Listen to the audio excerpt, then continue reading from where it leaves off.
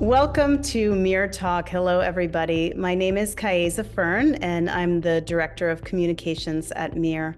We are so glad to see you and to get together at the start of this year for another MEERTALK. Today, we're going to be hearing from Herb Simmens. Then we'll take questions from people in the MEER community and open it up to all of you in our live audience. MEER has had a lot of success in 2023 and is preparing for broader experiments involving putting reflective roofs on larger areas and doing thorough testing for the results. If you would like to contribute toward our efforts to cool the planet, we really appreciate each and every donation you can make. You can go to meer.org/donate. And thank you again for those of you who contribute monthly. You can also write to info@meer.org if you would like to be in touch. So let me tell you about our guest speaker for today. Herb Simmens has had a long career in public policy, government service, academia, urban planning, and climate writing and advocacy. He served as county manager and city manager in New Jersey, as well as the executive director of the New Jersey State Planning Commission for a decade. He was also on the faculty of 2 universities and the executive director of a climate-related nonprofit. He helped initiate a movement that led to the declaration of the first climate emergency in the United States by the Montgomery County, Maryland Council in 2017. He wrote the book, A Climate Vocabulary of the Future, covering a topic we are about to hear a lot more about, and we're excited to do that. So thank you very much for coming, Herb. And if anybody has any questions while Herb is presenting, you can send them to co-host Barbara Sneath in the chat. All right, it's great to have you here. Welcome. Thank you so much, Kaeza, and it's an extra special treat because I've been a close follower of MEER since you've started, and have had contact with Ye, have gotten to work with Barbara, Peter Dines on Twitter I've interacted with for quite a while, and others, and I have enormous respect and excitement for what you do and what your vision is for the future. So it's a real thrill to be part of your community for today. And what I want to do is basically sort of divide my talk into 2 parts. First, I want to talk a little bit about what the vocabulary, the reason why I wrote the book and the benefits of it, or at least the potential benefits of it. I want to mention some of the words and terms, and there are 1,000 of them in there, about 400 are original, that might be of interest, just a tiny handful. And then I want to read for about 12 minutes, give or take, an excerpt from a vision I created looking back from the year 2035, one vision about how the world may have been able to restore a safe, or at least a safer climate. So with that, let me start, and I of course look forward to your questions and comments afterwards there. And it's interesting because the title that I sort of came up with Barbara has the word hope in it, and I'm not a big fan of using that word, so I found it sort of ironic. One of the terms that I have in my book is hope monger, and basically the part of the reason I'm a little skeptical of the term hope is because, and let me read from that description from the book, is hope a necessary ingredient for making climate progress? While many would assert so, others, including this author, believe that other qualities, love, determination, non-attachment to outcomes, are more critical. In his brilliant essay, the author Derek Jensen, the essay is called Beyond Hope. He says, when we stop hoping for external assistance, when we stop hoping that the awful situation we're in will somehow resolve itself, when we stop hoping the situation will somehow not get worse, then we are finally free, truly free to honestly start working to resolve it. I would say that when hope dies, action begins. So with that, I also want to say it's sort of ironic, or maybe not ironic, but my own perspective has, like a lot of you probably, has shifted from despair to hope to indifference to disappointment, et cetera, all sorts of emotions and perspectives. And a few years ago, I got involved with a movement many of you may be familiar with called Deep Adaptation that was started by Jem Bendell, who is one of your speakers here, and got to attend a retreat back in the coast of Greece a few years ago, looking out at the ocean while we talked about the end of the world. and on the other side, when I first encountered Peter Fikowski, who talked about the possibility of climate restoration, and then I saw that's the other extreme, if you want to use that term, extreme. And whereas the mainstream climate world is much more constrained, they don't believe that we're likely to be absolutely doomed, to use that word, nor do they believe or accept or try to restore a safe climate. They operate in this middle ground that they call these days avoiding the worst, whatever that may mean. So my own view is both more pessimistic if we don't act on time, what the consequences will be, and more optimistic if we do act on time. So that's a little sort of perspective on where I come from. So what I attempted to do with the book in the first edition was in 2017, as I write in the book attempts to freshen the climate vocabulary by painting a vivid picture of a trend, a behavior, a need, a state of mind, a technology, or a scientific phenomenon. The entry may be a straightforward word or phrase like dark snow or negative emissions, a playful term like frozen chicken syndrome or Robin carbon hood tax, or a sharply drawn phrase like carbon war criminal or the No Solutions Coalition there. And why did I do this? Well, why did I get involved? Well, basically, I think that the first thing is that most people are only now beginning to recognize, and not you all, you've recognized it, I'm sure, for a long time, that climate affects everything and is in turn affected by everything. It's an everything story, and an everything story and it's different. It's a world we haven't experienced. So we need a new way of talking about it, of thinking about it, of acting on it, a new story, if you will, there. I also enjoy having fun like you all do. And so I thought, well, how could I come up with some terms and words that may bring a little bit of humor and levity in the midst of what is clearly a grim, if not depressing subject there. And so I wrote a 5,000-word essay, essentially, in the book, in addition to a linear sort of vocabulary of 1,000 words by alphabet that basically looks back from 2035 that I'll be reading. And it also, for me, is a kind of defense against a term I use called echocolia, essentially a kind of melancholia about the world, about the ecology and so forth. So it helped me and helps me get through some difficult times as I look and see and feel and experience and what others are also experiencing about the reality of the climate crisis. So with that, in light of the MEER approach, which is an approach based upon both adaptation for people to be able to handle what's happening, but also an approach, depending upon your research and what comes out, to actually help cool the world off. One home, one neighborhood, one street at a time, one field at a time. And so the group that I've been involved with, the Healthy Planet Action Coalition, we basically have come up with a strategy and approach to be able to help restore a safe climate. And a number of the terms that I've contributed to that effort that are in my book are the following.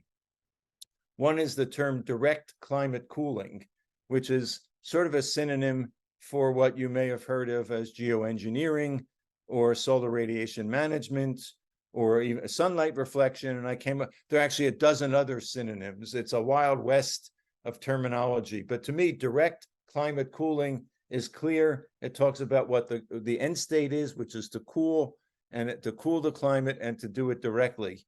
A second is the term climate triad and the recognition that there is at least three major approaches that have to be put together. One is reducing the emissions. Of course, that's, and the third term is what I call ERA, an abbreviation, emission reductions alone, which to me and more people is a failed paradigm. Not to say that emission reductions aren't essential, but they're insufficient. So basically the triad is we need to reduce, we need to remove the excess CO2 from the atmosphere. That's the proximate cause of the crisis. And we need to cool and repair the climate through MEER and a whole bunch of other different approaches. So those are, and the goal and the term the term of art I came up with was based upon what the UN and COP established at the Paris meeting and agreement, where they wanted to get to well below 2 degrees C. And so what I've proposed is well below 1 degree C. Keep the language the same, just a very simple substitute of 1 for 2. And the difference between 2 and 1 is the difference between humanity's survival and whatever that other alternative may be. Another term I came up with that I think has some value is there's a technical term, it's not used very much, called mitigation deterrence, which is the idea that if we talk about cooling or removal, it'll deter people from mitigating or reducing emissions. And I sort of twisted it backwards and came up with the term cooling deterrence, that if anything, the focus on emissions is deterring people from looking at the kind of cooling approaches that MEER and others are using there. So as I've tried to do in a lot of my efforts, sort of to flip around the sort of the nomenclature. I understand that one of the reasons why, maybe the major reason why MEER is in Freetown in Sierra Leone is because they have a chief heating officer. Well, in the book, I talk about chief heating officers, the first chief heating officer in Africa, but I suggest, why don't we instead, or in addition, have a chief cooling officer? Let's focus on the goal that we want and not what we don't want. And as far as I could see, there's no such position anywhere in the world. So maybe some of you may want to lobby your local or state governments to establish, or countries to establish, a chief cooling officer or so.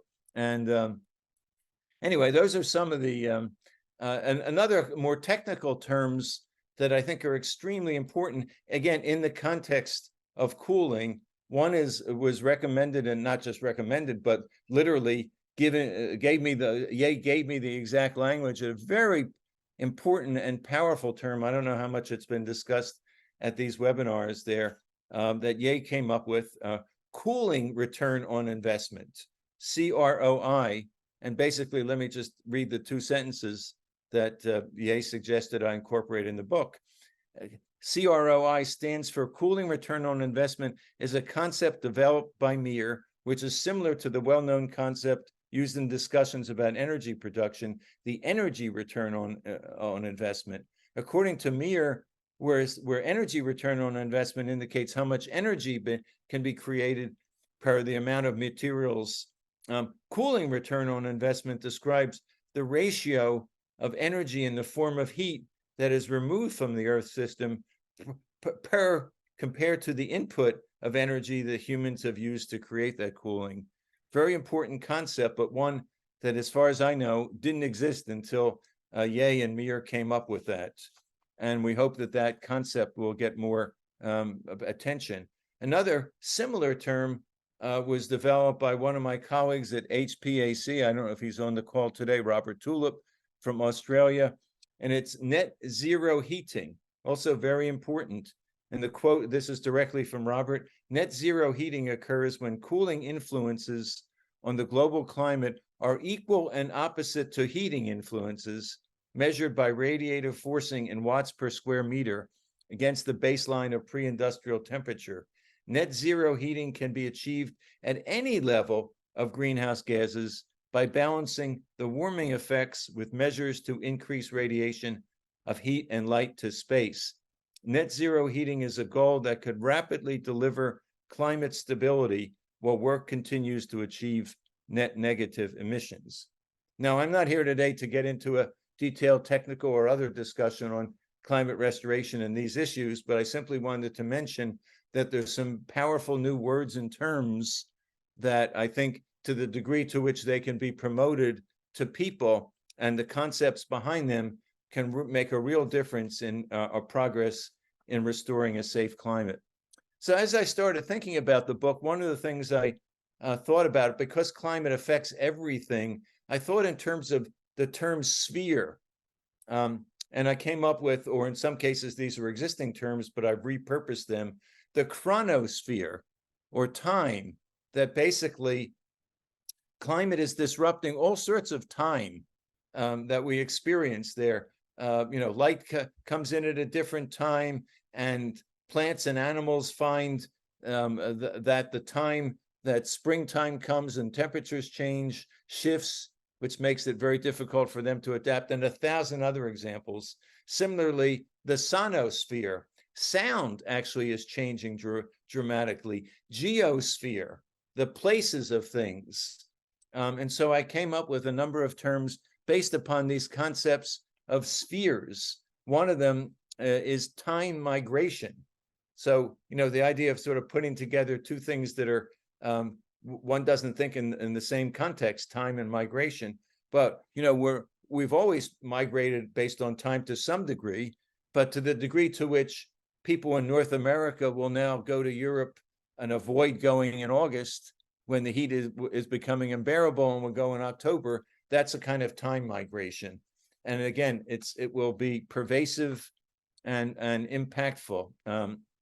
Another example that, which to me is maybe the most striking, for me personally, the most striking example of a shift, in a continuing shift in both the geosphere of where we are and the chronosphere, was I saw first from the author Mark Linus, and he said basically that people living in the northern hemisphere, which I assume is most of us, are experiencing a shifted climate equivalent to migrating south about 7 feet every hour, or 0.5 millimeter a second, a slow-moving climate conveyor belt, which means when you go to bed tonight and have a good night's sleep, which we all hope will happen, when you get up in the morning, the climate that your bed and bedroom is in will be equivalent to about 100 feet further south than it was when you went to bed at night.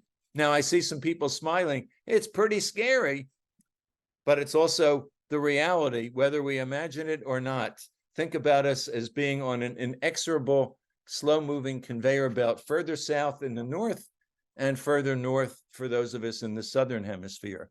Sound is similarly on the sonosphere.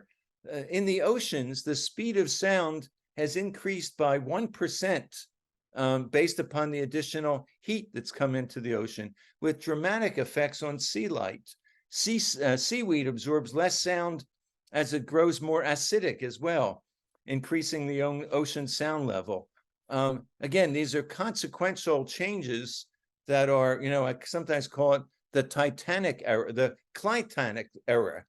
The Titanic, basically the iceberg was mostly beneath the surface, and so too, so many of the changes in climate are beneath the surface of our ability to see and understand there.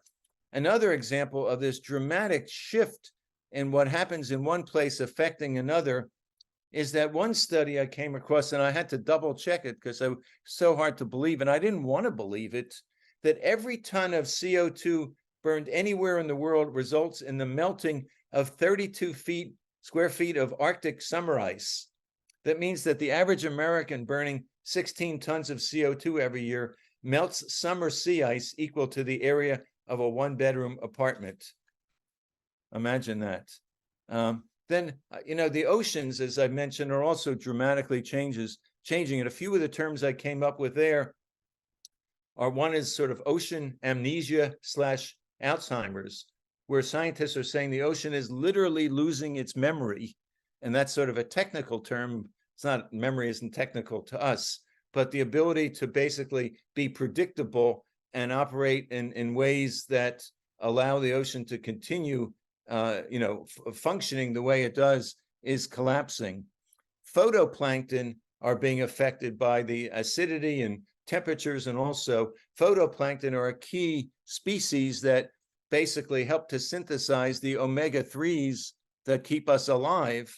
And so with the phytoplankton diminishing, I basically came up with the term omega-2s, that basically in the store in 50 years, we may be buying omega-2s instead of omega-3s.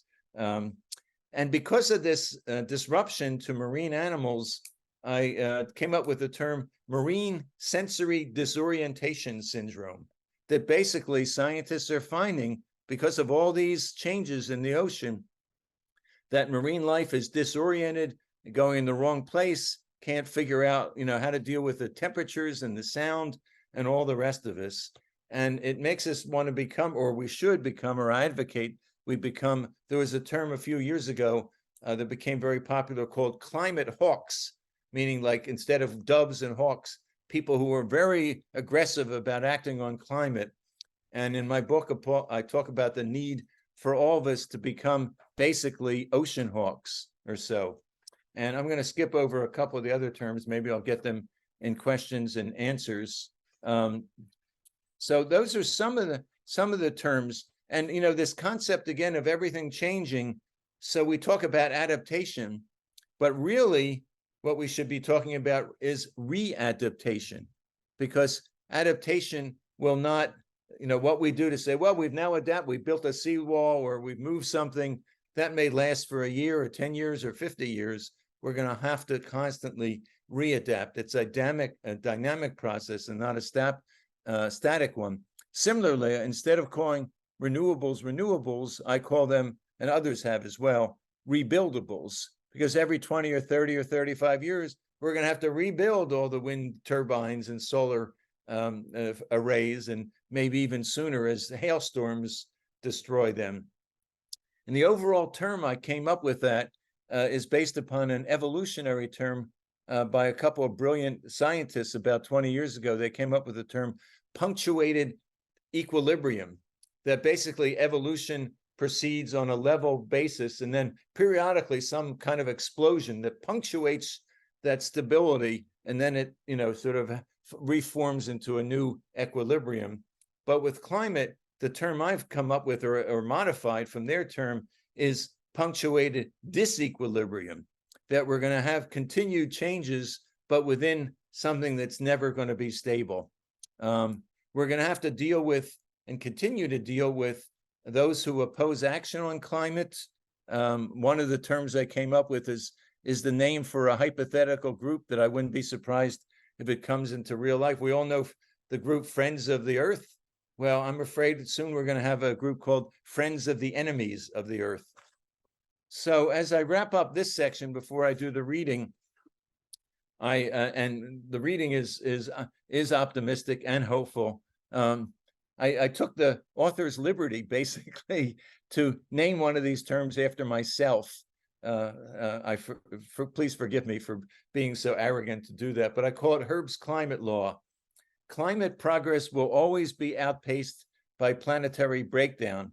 This dispiriting dynamic results from a complex and powerful combination of inertia, path dependence, vested interest opposition, disinformation, collective action, delay, optimism bias, and climate rebound effect. Effective climate action also requires aligning the actions of 8 billion people. Please root against me, at least in this case. And ultimately, so those are just the slightest sliver of some of the kinds of words and terms that I include in the book. But I also felt, as I said earlier, I also felt it was important to provide a storyline, a vision, along with the sort of linear list of words and descriptions of what we could get to. And I see I have less time to do that than I had anticipated. So I'm just going to skip around. I'm only going to be reading about 10% of this. So it's going to be a bit choppy. Yeah, I was going to say, we're not too tight on time. You can feel free to read them. Yeah. All right. Then I'll read the 10 or 12 minutes. Great. So basically, this is looking back from 2035. In the first edition of my book, I look back from 2025, and it's a very different vision that I came up with then than now. So again, this it'll be a little choppy because I'm just picking excerpts here or there. Let's look back at the past decade. Everyday life was characterized by a kind of punctuated disequilibrium.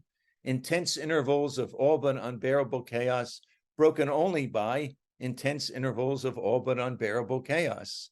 The disaster denialism, so common and so destructive in earlier years, was swept away as rapidly as the beneficent beach bungalows owned by the meganaire megamoguls. Constant, mostly ineffectual readaptation was all that could be done as the law of diminishing adaptive capacity, DAC, dismayed, discouraged, and often defeated downcast denizens most everywhere.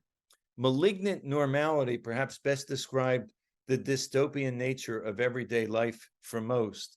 Extinction obituaries mourning the demise of yet another species, coral reef, forest, or glacier dominated the news. Guilt per gallon was pervasive. Comfort rationing is now the practice of governments most everywhere, as they have the thankless task of balancing the resources available to enhance comfort with the need to ration energy. Flash droughts, rain bombs, atmospheric and flying rivers, marine wildfires, blue blobs, dead pools, warming pools, and even the jacuzzi of despair were emerging climate phenomena that fascinated and terrified. The cryosphere, that is the icy part of the world, particularly in the Arctic, all but disappeared as tundra turmoil, permadeath, drunken trees, methane craters, and zombie bacteria reshaped what is now known as, sadly, the Great Lost North. The dreaded Arctic Blue Ocean event dramatically accelerated global heating. Cliff crumbles cackled, and crunched into the night, serenading a sonic soliloquy for many miles, particularly along the English and California coasts. The climatification of so many landscapes turned felicitous fecund fields, forests, and fjords into barren, bare, and bald badlands, excuse me, not easy to read, this alliteration. The sea lost most of its memory, a phenomenon known as ocean Alzheimer's. Both ocean Alzheimer's and the newly observed illness, the marine sensory disorientation syndrome, resulted from the ever acceleration PATT, the PAT assault, plastics, acid, temperature, and toxics on the world's oceans. The loss of ocean nutrients became so acute that omega-3 oils are now called, as I said, omega-2 oils.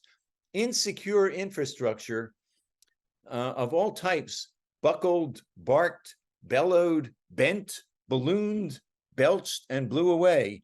Amplifications guaranteed that almost every weather event was well magnified beyond its pre-climate scale. Even the sonosphere, the sounds around us, changed as increasing biophonic discord took over. Cries were heard on land, sea, and air as the great mass migration known as the Great Biotic Migration proceeded. The billions of creatures who perished from that migration were victims of biotic genocide. Most knew they were essentially living on borrowed climate time, as the ecosystems that nourished them would be changing in relentlessly rapid and unpredictable ways. The turning point, and again, I'm skipping a lot of this, so it'll be a bit choppy. Gen Z, the climate generation, turned the tide. The popular Climate One program allocated 1% of all taxes throughout the world into public awareness programs focused on Gen Z. Asia Learns Climate, a program that reached students in every corner of the continent, was soon emulated throughout the planet. Climataria, like planetariums, were built in hundreds of cities, bringing multimedia immersive experiences guided by the best in climate science and Hollywood entertainment. Climate justice emerged as a central organizing principle, including equitable climate reparations and climate justice allocations. Intergenerational equity was recognized with the establishment of the Climate Trustees for the Future in many governments, putting the interests of future generations before the current generations there. The alignment, what I call the CLI alignment, came with the recognition that the defeatist dispiriting anti-rallying cry of the 20s that all we could and should do is to try to avoid the worst consequences of global heating needed replacement with a positive, transformative, and attainable goal, the One Generation Climate Restoration Challenge, which was simply known as 1Gen. Skipping over 5 pages. The decisive social tipping point came when independent scientists and climatarians, people like Ye and you all, petitioned people with authority, primarily the Climate Committee to Save the World, to recognize that there was an alternative to the failed ERA model, the climate triad. The triad addressed all 3 avenues for intervention: the excess greenhouse gases there, the urgent need for a planetary tourniquet, an ice pack, and emission reductions. With the planet on the verge of overshooting the 1.5-degree goal, a planetary undershoot strategy, and not a planetary overshoot strategy, was desperately needed. A brighter day ahead became the international slogan of hope for a cooler and brighter climate. The Climate Committee embraced the triad, but did not have the authority to make it happen. They hit on the idea of creating a planetary trusteeship, linking together willing democracies, anocracies, and even some autocracies, together with the meganaires, the climate activists, the techno-hubris, the bright-siders, the doomists, the deep adaptationers, and even some inactivists, reactivists, and deactivists, and some apocalyptic optimists, I can never pronounce that word, those who knew it was all turning to crap, and yet that things will turn out okay, also joined in. Lab and field experiments, singly and in combination, tested well over a dozen technologies to directly cool the climate. I won't read them now. CO2 also needed to be removed and sequestered, either in the ground or in useful products as building and road materials. The most promising approaches went through a similar accelerated evaluation process, and I list about 15 of them or so.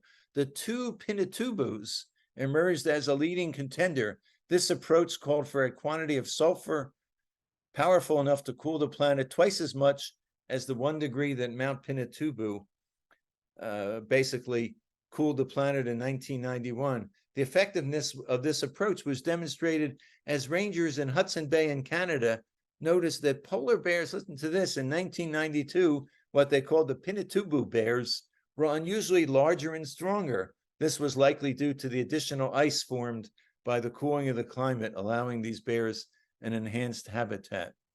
After 2 years of debate and analysis, the world community came together at Climate 29, which it will be in Baku, of all places, to commit to a climate triad-based climate restoration plan. The first cooling experiments occurred in the late 2020s, with some progress being made. Enough to do. 5 billion people watched as the first SIVs, the stratospheric injection vehicles, released their sulfur payloads high in the sky. Celebrations, incantations, and demonstrations brought people together for the first time in decades. On the split screen, one also saw sleek sea vessels with slim snouts, meticulously crafted to deliver designer salts to brighten marine clouds as the vessels tacked through open waters on their way to dampen a potential hurricane or help save an endangered coral reef. Other than once exotic technologies also did their share. Drones thin cirrus clouds, buoyant flakes of rice husks cooled the ocean. Solar-powered fizzball units injected nanobubbles. Vast areas of ocean deserts came to life using marine permaculture techniques. Kelp was grown by use of nutrient-rich, deeper ocean waters. Turbine pumps sprayed sea salt to cool the atmosphere and neutralize methane. Iron fertilization in the oceans added to the depleted corners, raising productivity and drawing down CO2. And at last, I get to the sentence that says, on land, mirrors were carefully deployed by the millions, transforming the climate by reflecting heat and cooling farmland, buildings, people, and animals. 1 billion white and green roofs transformed cities and countryside alike as friendly climate color wars broke out as communities competed to be the first to whiten and green their roofs, their roads, and their structures. Ecosystems were restored 1 hectare after another using geotherapy, regenerative agriculture, pasture restoration. These efforts engaged millions by conserving water and salvaging degraded soils. The deplorable degradation of millions of acres of soil was no longer, as the newly formed Society of Soil Savants instituted a Living Soils program that brought back the billions of diverse, delightful, dazzlingly distinct creatures that create and maintain the miracle of soil.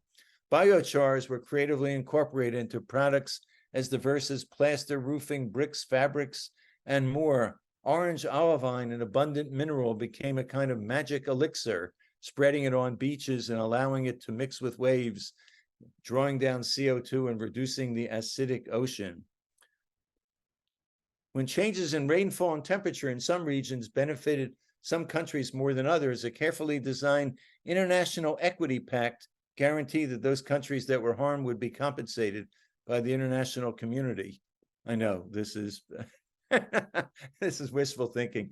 More importantly, people's lives improved everywhere. October, for example, was no longer known as Suicide Month in Africa as heat harm and wet bulb temperatures began to decline. Healing social divides began with the institution of a Climate Truth and Reconciliation Commission modeled on South Africa's successful efforts. And the last 2 paragraphs, you can relax. As of New Year's Eve 2035, the triad-based restoration movement was proving that it could succeed in achieving the unthinkable this century, restoring a healthy climate. To celebrate the success, revelers in 450 cities celebrated by cheering as 450 carbon concentration clocks showed the first decline in CO2 concentrations since the Industrial Revolution from, you guessed it, 451 to 450 parts per million. Restoration inspired billions to turn from social media, Kim Kardashian, fast fashion, drug despair, enervating energy battles, and false fascist allures to the most exciting challenge of all, rebuilding a thriving, healthy planet by meeting the 1 generation climate challenge. We find ourselves finally on the path to the sweet comfort of ecostasis, with harmony within and between the planet's ecosystems and life. Thank you. Oh my goodness, it's really great to hear the readings. And it's so inspiring to hear the vocabulary that you have come up with, Herb. So thank you for all of that and for really imbuing it with a sense of the positive. I feel the turning around of some of these terms really just injects it with positive energy. So we are going to next bring on someone from our own MEER team, Barbara Sneath. Barbara Sneath, PhD, serves as Deputy Director of MEER, a former biological research scientist and educator at Cornell University. She is a passionate advocate for climate science education and feasible solutions to the climate crisis. And I know the 2 of you might know each other from another context as well. So thanks for coming on, Barbara. Thank you, Herb, for agreeing to be our speaker this month. And I want to mention also that Ye and I are both members of the Healthy Planet Action Coalition. And we're grateful to you as a co-founder of that organization, and also you serve on the steering committee. So thank you for your service towards the climate. I have to say that when Herb's 2nd edition of his book came out, I was able to purchase it, and I am reading it little by little. I find it's really a useful resource. Other than being, witty and informative, it's also a useful resource for me, because I try in my role as deputy director to communicate the science, the climate science, to ordinary people. And words are so important in telling the story. I mean, humans are storytellers. So unless we have the correct vocabulary to describe this changing environment, it's very difficult to communicate that effectively. And I have to say that, humans have never lived in an environment like this since we evolved. So, we need new words to describe it. And it's been so interesting. And also, you're quite witty, Herb. So it's really quite an informative and enjoyable to be reading your book. And I was just thinking about all the new words that have been created, like fire-nado, I think, which is a fire tornado, which people are now experiencing probably for the first time.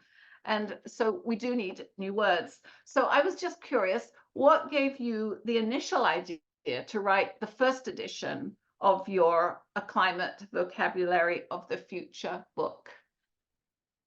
Well, I always had this sort of habit when I was reading particularly challenging books, and I'd read a paragraph or two, and I'd think to myself, this author took 3 paragraphs to describe something that doesn't have a word or a term to describe what he or she is talking about. And I would make up a word and scribble it in the margins of the book. And I did that for like 30 years. And every one of my books has all these script, not everyone.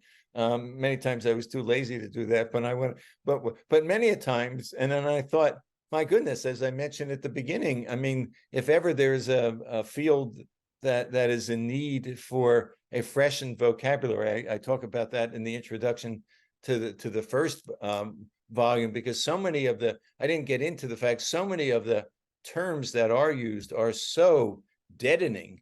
Even things like mitigation and the UN, there are UN acronyms that are like 15 letters long, so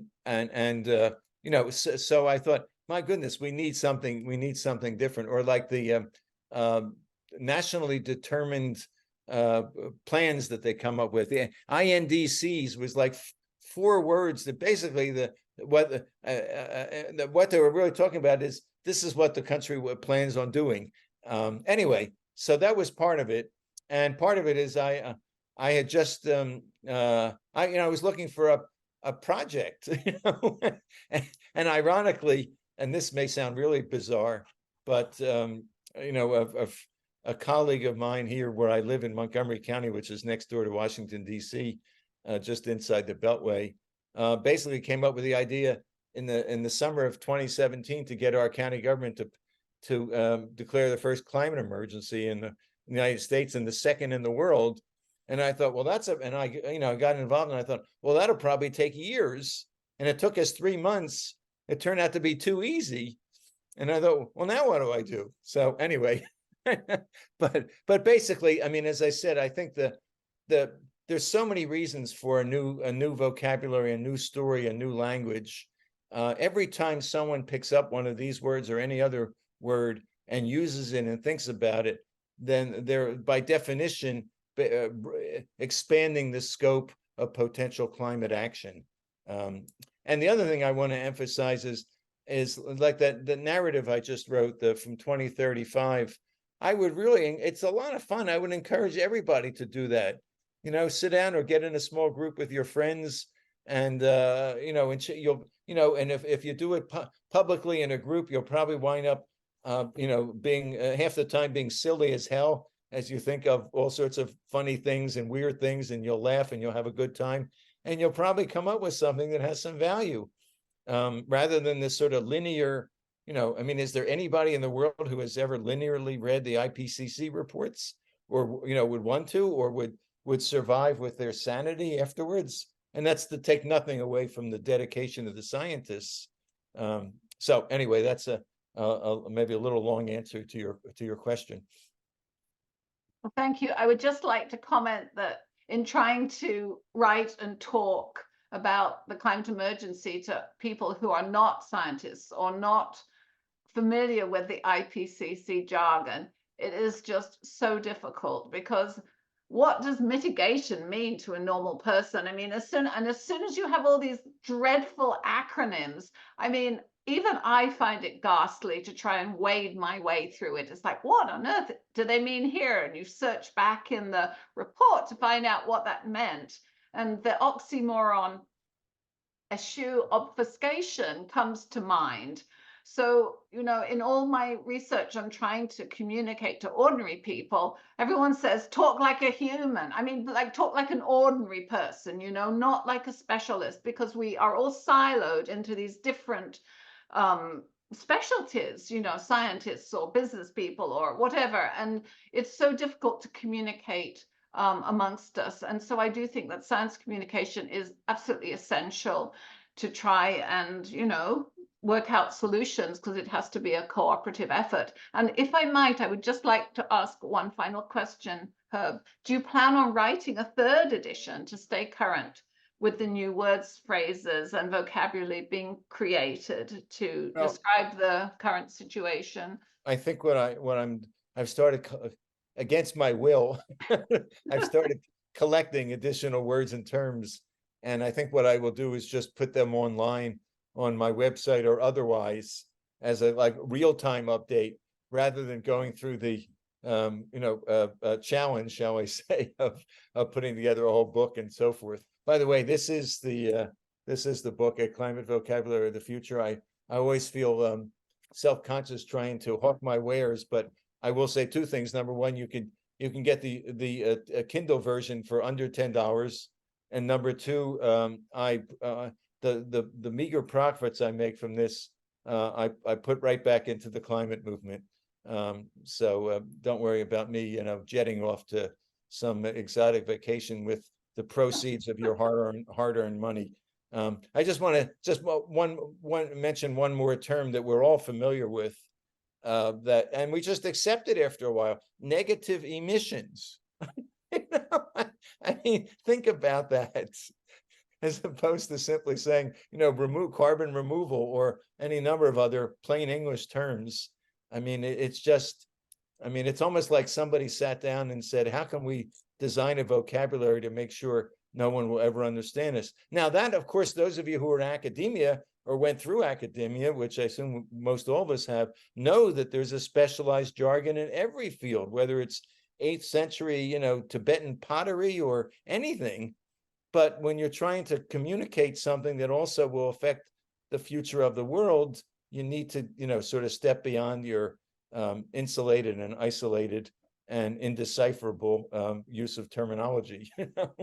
Well, thank you so much, Herb. I look forward to having the resource, the updated resource of, you know, the climate vocabulary, excuse me, of the future on your website or the Healthy Planet Action Coalition website, because I'm sure it will be useful to all of us as we try to explain the climate emergency to people who don't necessarily understand it that well.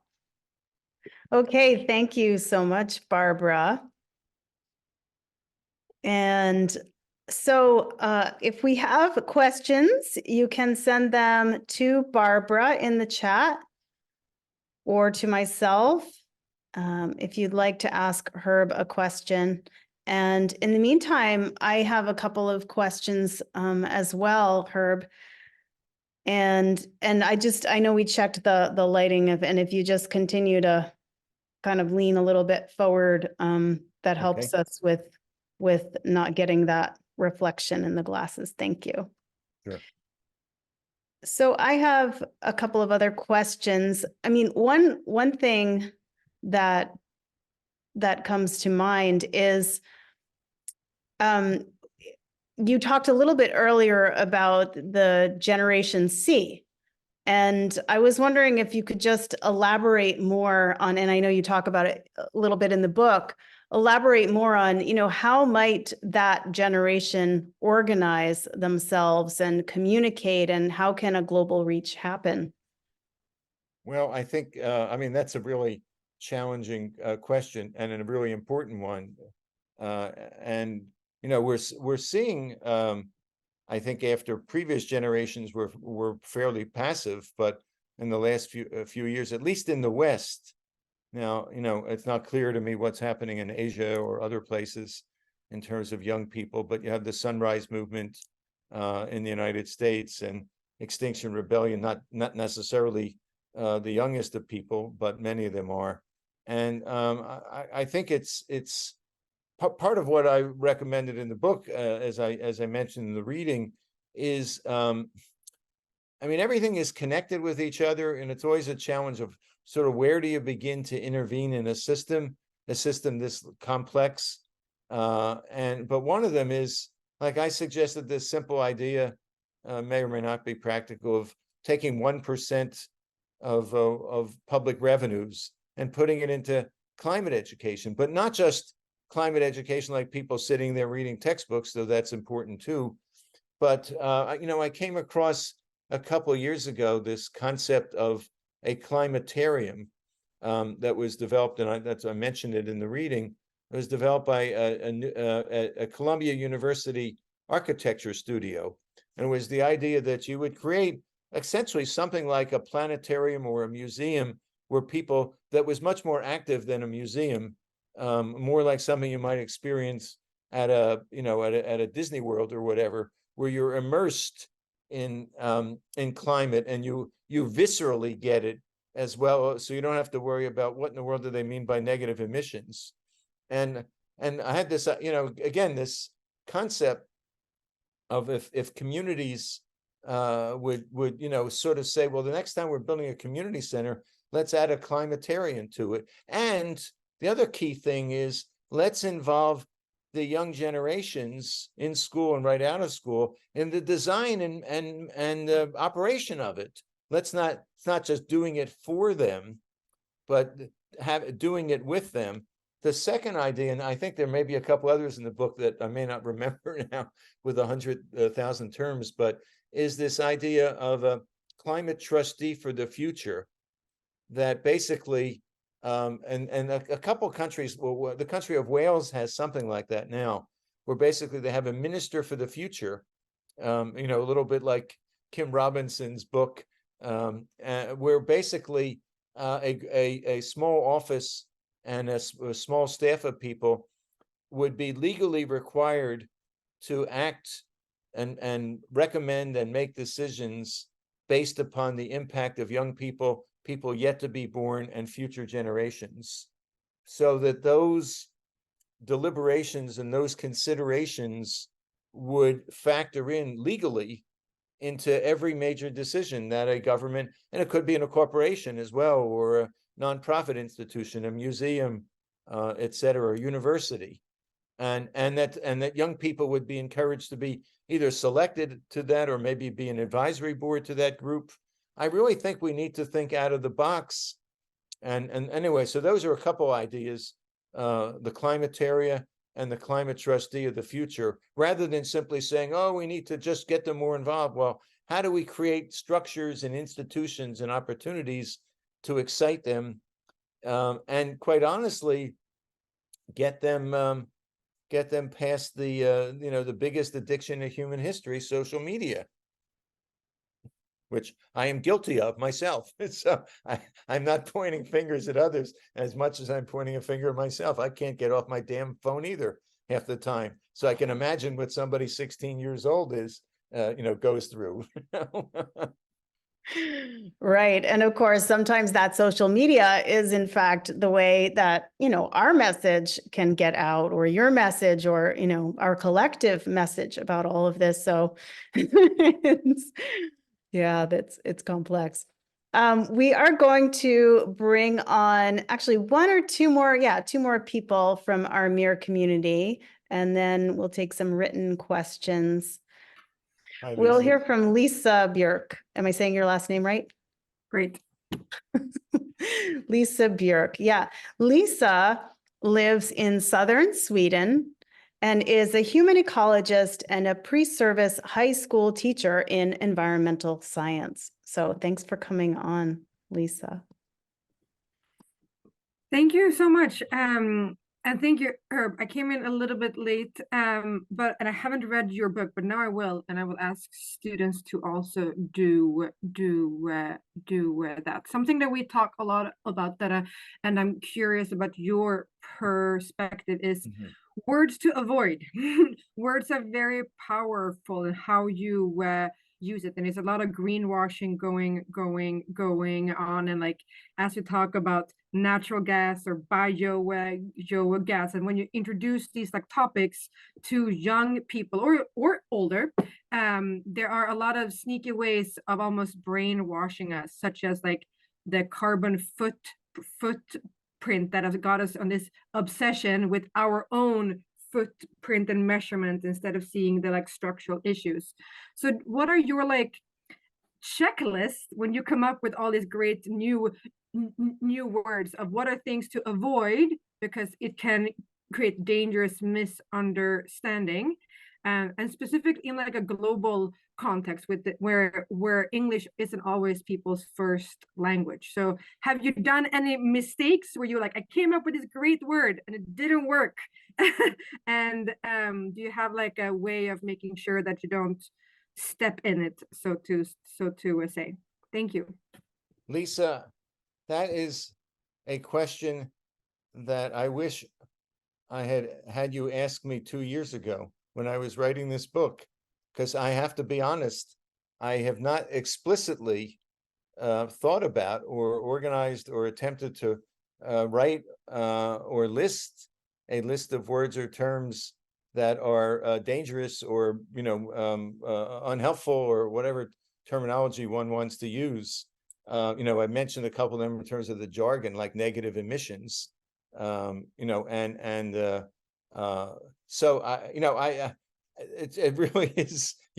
I wouldn't say you stumped me. I could think of a couple off the top of my head, possibly, but I would say that you have given me an assignment that I am. And as long as you promise not to grade me too hard,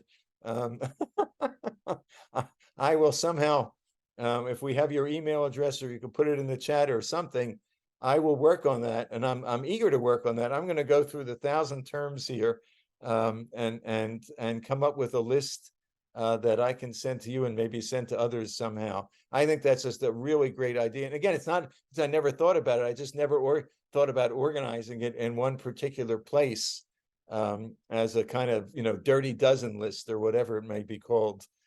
So I thank you for that assignment, and I have to say that I envy your students, because I'm sure you've challenged them just as much, if not more, than you challenge me.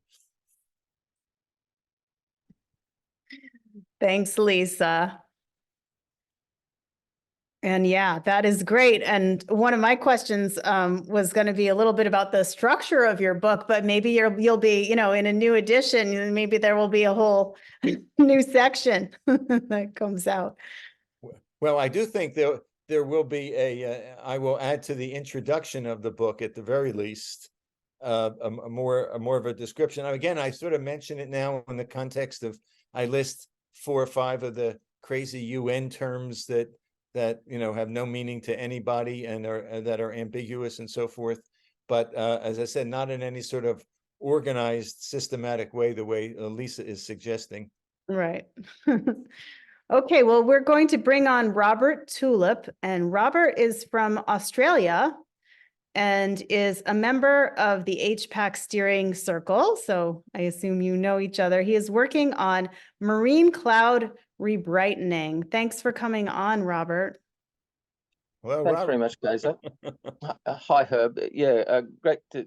I think that this is just really important, because how we frame our language just creates the whole impression that the audience gets about things. And so I think a really important example is you can frame your language to make something positive or negative. And one example I think comes up a lot is the concept of global dimming. That is this idea that having more aerosols in the air makes the world darker. But we can equally say that it makes the world brighter because the world reflects more sunlight. So if you're looking at the Earth from the outside, the planet would seem brighter, and so rebrightening is a way of framing that same concept in a positive way, and also trying to put things in a really simple way. I think the way you've described that is just really important, because so many people just get so confused. And you mentioned the concept of mitigation, and that's been a bit of a bugbear of mine, because if you mitigate something, then you reduce its impact. And but the consensus within the climate community is that the only thing that mitigates climate change is emission reduction. And so I'm just I'd be interested in your thoughts on those themes, Herb. Well, I mean, first, I assume you were here. If you weren't, when I quoted your net heating definition. Net zero heating. Yeah, I heard that. Thank you, Herb. Yes, yeah, and I think that's a really important concept, and I think that illustrates. Again, it's taking words that we use all the time, heating and net and so forth, but turning them around to basically articulate a positive, not just a positive vision. It is a positive vision, but a different way of conceiving of what the challenges and what the opportunities are to improve the environment. I won't say to mitigate it, but I mean, mitigation is it's a challenging term, because, as you say, Robert, on the one hand, the technical definition includes removing greenhouse gases as well, but that people don't usually take it that way. And then you've got these terms, of course, that are so embedded in people's thinking that, there's always the challenge of, do we attempt to reconceive the language, which requires a level of education and awareness, or do we simply use the current language as misleading and deficient, as it often is? And there's no easy answer. And certainly the case about cooling. I mean, as I mentioned at the beginning, I like direct climate cooling, rebrightening, sunlight reflection, solar radiation modification, solar radiation management, and on and on and on. There's a dozen different terms there that are used, one way or the other. I don't know if that's gets at the essence of your question, but I also wanted to use what you had to say, even though you didn't ask this specifically, to mention, there's no ironclad set of rules about effective communication, but in the climate world and in many other worlds, there's been a fair amount of research that has basically concluded that there's three fundamental qualities that are important to be able to effectively communicate and have your communication be received openly and lead to change. And in no order of importance, they are having a simple message, simple and understandable message, a message that is repeated and repeated and repeated, and one that is presented or given by people who are trusted by the recipients of that message, or so. So those are the three sort of, again, they're not, there's always opportunities to have different perspectives on those, and they don't always work. But I think that's really important to have the, and part of the challenge with climate, I don't know if it's ironic or not, it's true for any sort of sophisticated topic, is that the people who are involved, in this case, the scientific academic communities and so forth, basically make their living and have their ideologies, that's maybe a little extremist statement I'm about to say, based upon the fact that they want to do anything but simple. And that's why you get these complicated esoteric languages that are used all the time, that are intended to really limit the understanding to a small in-group of people, whereas people who are more sort of demagogic, if you want to use that term, basically have no problem saying the same thing over and over again. In the United States, the Republican Party for years talked about death taxes, right? the election was stolen. You know, these simple little concepts that you say 150 times, whereas people who are intellectually rich, you know, get bored, you know, if nothing else, with using those. Anyway, I may have gotten a little off tangent So of your you question. you used the example of solar radiation modification, which like Doug McMartin, the SRM lead researcher, he commented that that's an example of this sort of jargon that's used by an expert community to exclude the general public, and it's what it really means is sunlight reflection methods, and it's got the same acronym SRM, but it's something that the general public can just immediately understand what it means. Although when you say sunlight reflection methods, the first thing that comes to mind is mirrors, which of course is great for MEER, but it equally includes marine cloud brightening and stratospheric aerosol injection, which are more I suppose difficult to grasp for the so this idea of simplicity in communication, I think, is just so important. And I think you're right that the IPCC scientific support community has not really focused on that simplicity. Except one of the problems is that you can have a simple message that's wrong. So Well,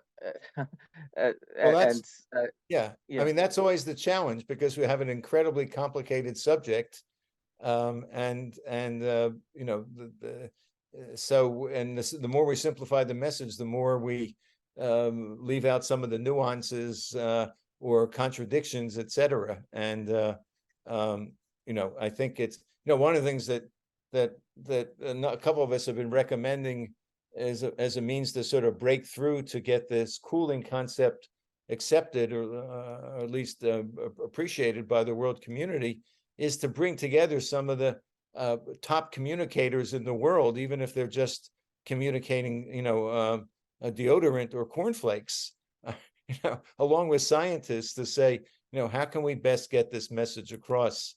I'm certainly no academic or professional communicator, but anyway, thanks for coming on, Robert.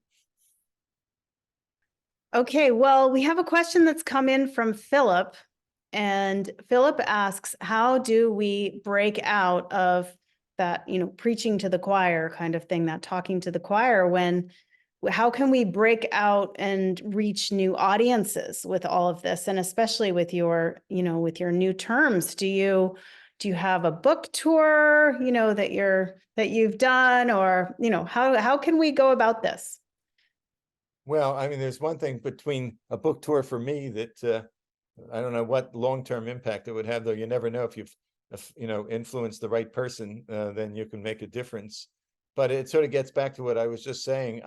I mean, I am of the opinion right now, as I alluded to, hinted at in conversations with Robert a moment ago, that because of the fact that we have more than run out of time, and because of the fact that we need a basically worldwide set of actions, in addition to the wonderful local stuff that you all at MEER are doing, which ultimately could and hopefully will build, you know, scale up at a worldwide level. You start somewhere in one neighborhood, in one city, et cetera, so that, and this is not in my book per se, but I think the single most important thing to do is to, and how that gets to be done is a different story, is to find financial and other support to create an international, a muscular, powerful,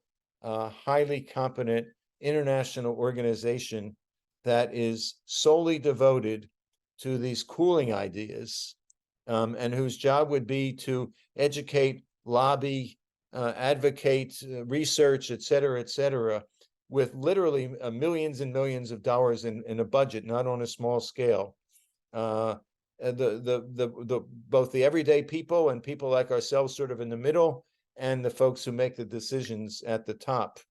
I don't think we have enough time to do it, in this sort of organic way. Not that those aren't good ways to do, but we need that boost. There are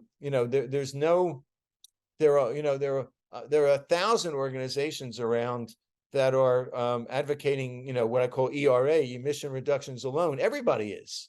And there's no international organization I'm aware of that's advocating for cooling, or very, very few. They're tiny little ones like our groups. So that's, yes, I mean, please, if anybody would invite me to speak on a book tour or otherwise, I'd be delighted. I enjoy it, and hopefully it makes a small bit of difference. But what's really needed is what I've just said, in my view. And if anybody is interested in working with me or others on that, please let me know, because we've had some conversations. All you need is one billionaire or even a multi-millionaire to say, I want my kids to have a future. And here, let me give you 2% of my, my net worth, and it could get this off the ground. Mm-hmm. Yeah. Great. Okay. Well, we do have a follow-up question about, your comment about net zero. Could you comment on the term net zero and how it is a negative term? So, well, I guess it's an ambiguous term. I don't know that I would say it's a negative term, but to the degree to which zero is not seen as something that we all, we sort of intuitively are drawn to. I want to watch zero movies next year. I want to make zero income next year. In that sense, at least subliminally, again, you are talking about essentially the absence of something rather than the presence of something. So basically, instead of saying we want a world of net zero, we want a world of a restored climate, or a healthy climate, or a thriving climate, of which net zero, the current orthodoxy, again, is that's the key way to get there. And many of us, Robert and others, we recognize that's one piece of it, but it not only isn't the key piece, it's not even the most important piece. So in that sense, net zero is very negative. Both the actual word and also what's behind it. It's trying to stop something from happening, and getting, in other words, we want to get to net zero bad things. But what does that leave us with? And again, the climate community, you see that, and I see that in 5 articles a day. We want to avoid the worst impacts of the climate. 5 years ago, it was or 10 years ago, we want to prevent climate change. Now it's avoiding the worst consequences. And probably in 5 years, if we keep at this present course, it'll be, we want to avoid dying, or something like that. right. Okay. Well, I have a question actually for just, more of about your own life, because I think that many of us who are working on this issue have had, kind of a pivotal moment, either where we maybe felt rather dooming about it all, and then, sprung into action on something, or just, had a life change and decided to dedicate ourselves in some way to this. So were there any key milestones or a pivotal moment in your life that helped you to arrive as a climate restoration advocate? Well, I would say 2 things. One is, until you said climate restoration, I was going to give a slightly different answer, so I'll give you both. In terms of climate engagement generally, it was when my colleague, and a couple of you on this call will know him here in Montgomery County, Maryland, Jim Driscoll, in 2017, basically said, let's get the county to declare a climate emergency, which is the most ridiculous idea in the world, we thought, because nobody ever did it, except for one small community in Australia. But, what the hell, right? I was retired, I had time, I liked Jim, and I remember the first meeting we had with one of our council members, very sophisticated, knowledgeable guy. We prepared for it for, an hour or two. What are we going to say? And how are we going to rebut this and all that? And Jim made the pitch. And George said, well, of course I'd be for it. Why wouldn't I not be for it? you know? And it was like, I was speechless. I literally had to hold on to the table. And then we found that we got the other 8 people on the 9-member council to agree to set the toughest climate reduction. And at that point, I wasn't aware about cooling, et cetera, and carbon removal, got it past 9-0. And now I won't get into it because we don't have time, and it takes away from my story what the county has done or not done since. That's a different story. But it excited me. Here was somebody, this colleague of mine, who had a simple yet bold idea, and he had a sort of a vague political strategy. Maybe if we, sell it this way and not that way, and it succeeded. And now there are over 1,000 governments around the world covering 15 or 20% of the world's population that are under a climate emergency. Again, putting aside its effectiveness. So that's number one. And then with climate restoration, many of you may know Peter Fikowski, who founded the Foundation for Climate Restoration. He and some of his colleagues, including Philip, who I think is here, organized a program at our local library about 4 or 5 years ago. And I went and I was blown away. It's like, this is not about, we can actually potentially restore a safe climate and not just deal with avoiding things getting a whole lot worse. And so I think those 2 things basically inspired me to do what I do today. Wonderful. So I look for, I urge you all to take a crazy idea and run with it, or talk to a friend or a colleague, or, sort of put aside the conventional wisdom of this can't be done, or nobody will listen to you, or anything like that. You had the Sunrise Movement that sat in at Nancy Pelosi's office, the Speaker of the House, some years ago. And then there was a Green New Deal proposal. Now, it didn't all pass, but chunks of it passed. And most people think a lot of it was simply those 40 or 30 or whatever number of young people who just decided to walk down the hallway in Congress and not leave her office for an hour or 2. Exactly. Well, why don't we have you hold up your book again, and we hope that anybody who hasn't bought it will give it a look. Yeah. And I would, if any of you have any feedback or terms you'd like me to add either to the 3rd edition or online or otherwise, maybe somebody can put my email in the chat. It's you could just write me actually at climatevocabulary@gmail.com. It's probably the one that's easiest to remember. And I'd really love to hear from you. And thank you so much for the opportunity to spend this Sunday afternoon with you, at least Sunday afternoon here in the Eastern United States. Right. Thank you, Herb, for talking with us and for doing all the good work that you're doing in the world. At MEER, we're working to help educate the public while also developing a solution to the warming of the planet. We invite you to keep learning about Earth's energy imbalance and climate science on our website. Just reminding you, we are an almost 100% volunteer staff. So we ask you to make a monthly donation if you can, of any amount. And if you've enjoyed being here, pass the word. We do have the YouTube channel, MEER SRM. You can also check us out on social media. And yeah, go ahead and tell somebody about our next MEER Talk, which is coming up on Sunday, February 4th, when Sandy Trust will be our guest speaker. So we look forward to seeing everybody then, and thanks again for coming. Can I just add a second that if you haven't seen it, the Climate Emergency Forum talk that Charles, who I saw here earlier, had with Ye at Dubai is a wonderful introduction to MEER and to Ye's work and to MEER's work. So I encourage you to find that online and enjoy it. Thanks, Herb. Yes, you can check that out online. So take care, everybody. And yeah, read Herb's book. We'll all come back and we'll speak a new language. Bye for now.